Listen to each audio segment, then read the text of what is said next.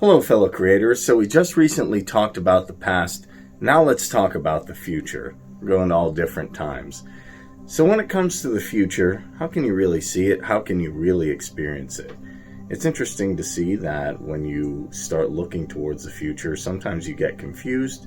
So here is Dr. Joe Dispenza on how to truly experience the future, be one with it, and allow it to become part of your current reality. You're actually living in that future, and your brain does not know the difference between the actual event that takes place in your life and what you're imagining in your mind. We call it mental rehearsal in my work. Intention is, you may say, I want a healing, I want a new job, I want a new relationship. Now, the moment you ask the question, the what-if question, what would it be like to be in love? What would it be like to have a new job? What would it be like to be in a new relationship, to do whatever, to be healed? The moment you ask that question, the part of your brain called the frontal lobe, which is the crowning achievement of the human being, 40% of your brain is the frontal lobe. It's the workshop. It's the creative center. The frontal lobe has connections to all other parts of your brain. The moment you ask an open-ended question, you speculate a possibility. The creative center turns on and it looks out over the landscape of the entire brain and begins to call up different networks of neurons that are stored in your brain based on something you've learned intellectually, knowledge, or something you've experienced in your life. Like, well, I know what it is to be in love, or I know what it is to have a good job, or I read a book about it.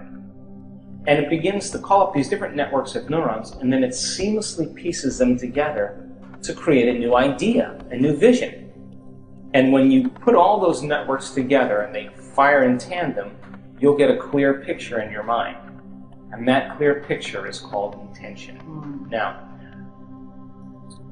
the more you have conditions, or the more you have specifics about that job, like, for example, I want to make this amount of money more a year, I want to have health benefits, I want to have 3 weeks vacation, I want to travel, I want to work with great and unlimited creative people. That all is the elements that help to add to that vision. Now, the picture you get in your mind could be the word job, or it could be just an image that's personal to you.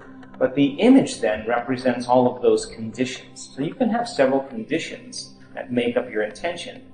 But the intention typically is a symbol. Like, you may see a retreat center that you may want to start and you have a picture of it. But once you see that picture, the next thing that happens, you start to live that dream. The moment you start to take that dream and it turns into a living motion picture, now you're in that imaginary place. What happens is, the moment it starts taking on form and it starts taking on time, you start to experience it and all the things you're going to do, you're actually living in that future, and your brain does not know the difference between the actual event that takes place in your life and what you're imagining in your mind. We call it mental rehearsal in my work, but you're literally rewiring yourself to the future. Now your brain is no longer a record of the past. It's now, in fact, a map to the future. Now, most people stop at this level, but there's another level. Because once you have that intention, and I watched you do this, what makes the intention have life is when you combine it with that emotion. Why? Because your body is your unconscious mind.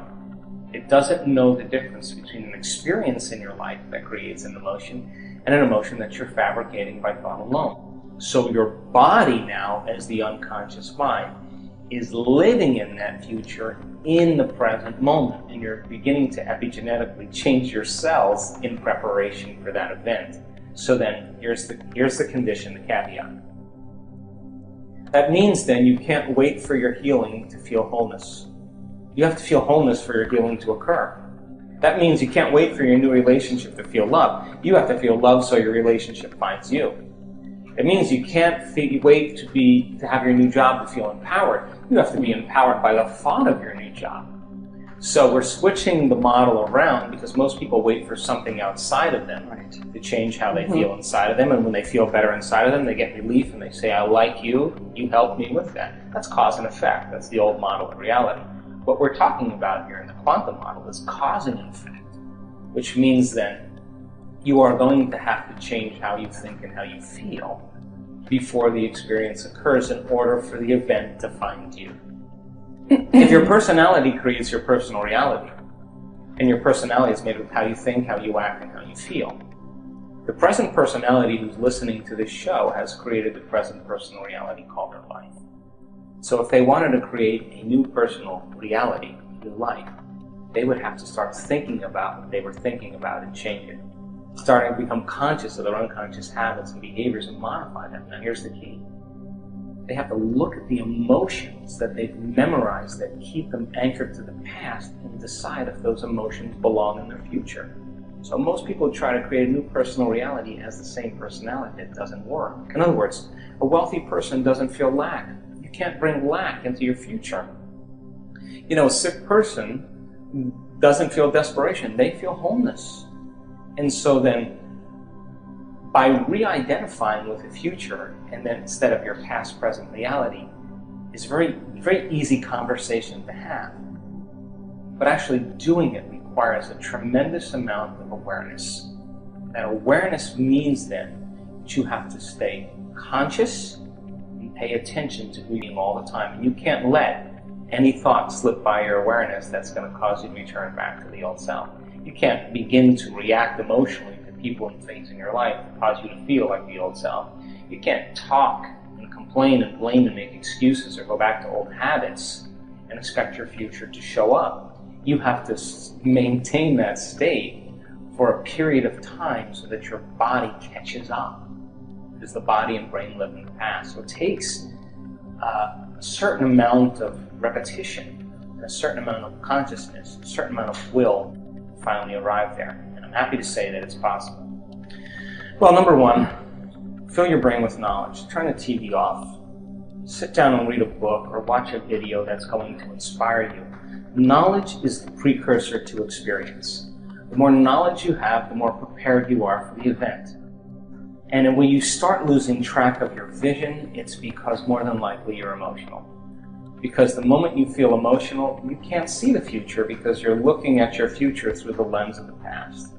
Hello again, fellow creators, and welcome back. So the key takeaway I really want to emphasize, Dr. Joe Dispenza, when it comes to seeing your future, rehearsing your future, is when you're meditating, be able to see that future, get up with those emotions, but realize this. A lot of people will meditate. A lot of people will try and say, okay, I did all the steps, but to feel good, I still need that outcome. I still need wealth. I'm not going to feel abundant till I get X amount of dollars. I'm not going to feel good until I get a girlfriend or a boyfriend or a significant other. I can't truly feel happy until this event happens or somebody gives me this. In my opinion, you've got it backwards. You have to really feel and enjoy and know that you have what you want. Feel abundant now, and then the wealth will come. Feel loved now, and then the relationship will come. Feel in good health now, and then the good health will come. And while this goes against maybe some conventional wisdom you thought about, think about it like this. When you manifest something, you truly want to feel a certain emotion, whether it's love, abundance, or what have you.